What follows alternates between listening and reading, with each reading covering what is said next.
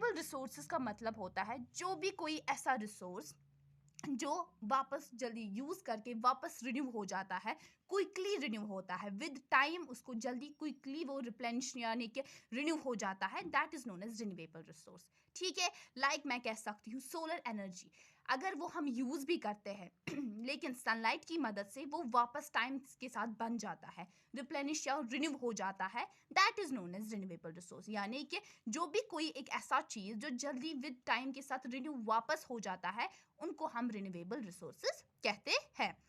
Now non renewable resources, what is non renewable resources? जो with so now non renewable resources, मैंने पहले भी कहा कि नॉन रिन्यूएबल रिसोर्सेज जो होते हैं वो हमारे लिए लिमिटेड स्टॉक में प्रेजेंट होते हैं। ठीक है, लाइक इसमें सबसे बेस्ट एग्जांपल जो है कोल एंड पेट्रोलियम। अगर हम इन चीज़ों का अच्छे से बैलेंस वे में इस्तेमाल नहीं करेंगे, विद टाइम एक तो ये ख़त्म भी होंगे और इनको बनने में बहुत ज़्यादा टाइम यानी जनरेशन्स पास आउट होती है, तब जाके ये रिसोर्स हमारे पास वापस आते हैं। तो these all are non renewable resources because ये इजीली या क्विकली हम रिप्लेनिश या रिन्यू नहीं होते हैं, बल्कि इनको बनने में, रिन्यू होने में जनरेशन टाइम पास आउट होता है। तो वो रिसोर्सेज जो इजीली या क्विकली रिन्यू नहीं हो जाते हैं विद टाइम के साथ, बल्कि उनको जनरेशन्स ऑफ टाइम लगता है पास आउट या ये बनने में, उनको हम कहेंगे नॉन रिन्यूएबल रिसोर्सेज। और इनका बेसिक जो फीचर होता है ये लिमिटेड स्टॉक में हमारे लिए प्रेजेंट है। सो इनके लिए आप एग्जाम्पल्स याद रखेंगे, कोल, पेट्रोलियम एंड नेचुरल गैस। सो यहाँ पर हमारा जो टॉपिक है वो क्लियरिफाई होता है नेचुरल रिसोर्सेज का, नेचुरल रिसोर्सेज और उसके जो बेसिक दो पॉइंट्स आते हैं, renewable and non renewable resource. Now the second one is, second type of resource we can say human made resources. यानी ये ह्यूमन मेड रिसोर्सेज क्या होते हैं? एज ये जो टर्म है ये खुद ही बताती है, वो रिसोर्सेज जो जिसमें किन की इन्वॉल्वमेंट या इन्फ्लुएंस होती है, ह्यूमंस की। यानी वो रिसोर्सेज जो ह्यूमंस बनाते हैं, जिनमें ह्यूमन इन्वॉल्वमेंट होती है, ह्यूमन इन्फ्लुएंस होता है। Like we can say technology, technology कोई फ्री गिफ्ट ऑफ नेचर नहीं है, टेक्नोलॉजी इंसान का ही मॉडिफिकेशन है, इंसान की इन्वॉल्वमेंट से बना है। ठीक है, like we can say example of phone, mobile phones, mobile phone with time जो भी उसमें टेक्नोलॉजी आती है वो सब ह्यूमन मेड रिसोर्सेज है, वो ह्यूमन इन्फ्लुएंस से बना है। तो आप बेसिक पॉइंट इसके लिए याद रखेंगे, ये सब चीज़ किसका है? Human made resource. यानी कि ह्यूमन इन्वॉल्वमेंट से जो भी चीज़, मशीनरी, व्हीकल, रोड्स, ब्रिजेस, जो भी चीज़ ह्यूमन इन्वॉल्वमेंट से बनता है, that is human made resource है। तो हमारे लिए वसाइल हमारे यूज़ के लिए है, हमारी नीड को पूरा करने के लिए, बट किसकी वजह से? ह्यूमन की वजह से, ह्यूमन मेड रिसोर्सेज की वजह से। तो इसीलिए हम इनको क्या कहेंगे? ह्यूमन मेड रिसोर्स या ह्यूमन रिसोर्स। और आप एक बेसिक पॉइंट याद रखेंगे, जो लोग होते हैं वो ह्यूमन रिसोर्सेज होते हैं। ठीक है, लोगों का जो वसाइल होता है उनको हम ह्यूमन रिसोर्सेज कहते हैं। और वन इंपॉर्टेंट पॉइंट, जब हम इसी ह्यूमन रिसोर्स में डेवलपमेंट लाते हैं, लाइक रोड्स में डेवलपमेंट लाते हैं, मोबाइल फोन या कोई भी ऐसी टेक्नोलॉजी में इंप्रूवमेंट लाते हैं, उसको हम कहते हैं ह्यूमन रिसोर्स डेवलपमेंट। ठीक है, तो यहाँ टाइप्स ऑफ रिसोर्सेज का जो टॉपिक है वो क्लैरिफाई होता है, natural resources as well as human made resources और ह्यूमन रिसोर्सेज।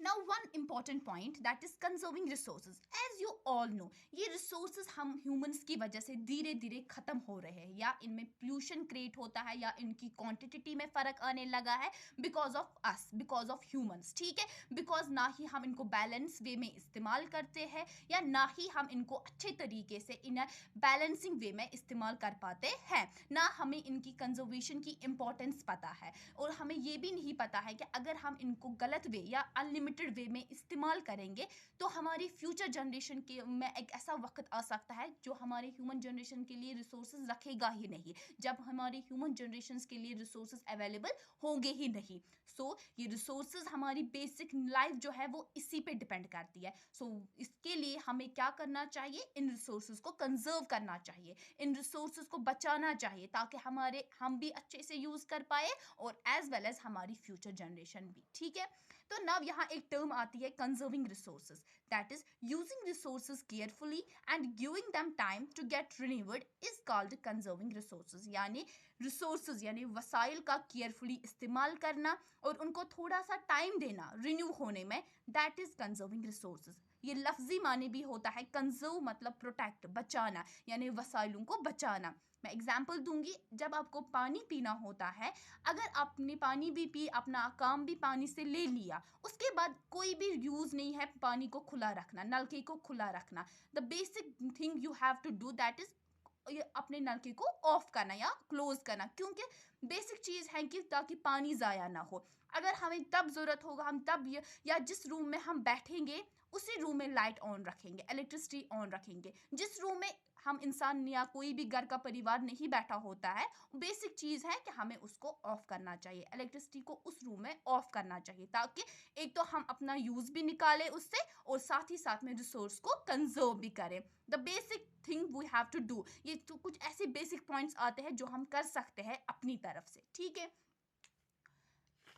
पॉइंट आता है सस्टेनेबल डेवलपमेंट, एक और टर्म आती है, balancing the need to use resources and also conserve them for the future, यानी रिसोर्सेज को ऐसे वे में यूज करना, ऐसे बैलेंस तरीके में इस्तेमाल करना ताकि वो हमारी फ्यूचर जनरेशन के लिए भी बच सके, हमारे आने वाली नस्ल के लिए भी बच सके। पानी को ऐसे ज़ाया ना करे कि वक्त ऐसा हो कि शॉर्टेज ऑफ वाटर आए या शॉर्टेज ऑफ इलेक्ट्रिसिटी आए या शॉर्टेज ऑफ पेपर भी एक बेसिक नीड है। पेपर को ज़ाया मत करे ताकि फ्यूचर जनरेशन के लिए पेपर बचे ही ना। No, you can do more things ताकि आपके रिसोर्सेज बच सके अपने तरीके से। अपने कॉमन लाइफ में आप एक ऐसे बेसिक स्टेप्स कर सकते हो जिसकी वजह से आपके रिसोर्सेज अच्छे तरीके से बचेंगे भी, आप भी यूज कर पाएंगे और फ्यूचर जनरेशन के लिए भी अच्छे से बच जाएंगे। और मैंने कुछ ऐसी बेसिक एग्जांपल्स आपको समझाई जिससे आप अंडरस्टैंड कर सकते हैं कि क्या हम अपने तरीके से कर सकते हैं जिसकी वजह से रिसोर्सेज बच जाए, ठीक है। और together we can make a difference, as you all know. हमेशा हम अब अगर खुद से शुरुआत करेंगे, खुद से स्टार्ट करेंगे, we can make a big difference, ठीक है। तो अपने दम पे आप क्या कर सकते हो, अपनी जो बेसिक ज़रूरतें हैं, बेसिक रिसोर्सेज जो है उनका इस्तेमाल सही तरीके से यानी बैलेंस वे में इस्तेमाल करें। So this is all about resources. I hope मेरे स्टूडेंट्स अच्छे से इसको समझेंगे, इस अपॉर्चुनिटी का फ़ायदा उठाएंगे एंड इस वीडियो की तरफ अपना खूब सारा प्यार दिखाएंगे। हम मिलेंगे आगे भी, मैं वीडियोस शेयर करती रहूँगी। आप सब बच्चे अच्छे से ध्यान से सुनेंगे, अच्छे से उसको समझेंगे और अपना प्यार मेरी वीडियोस की तरफ दिखाएंगे। अस्सलाम वालेकुम and thank you all of you.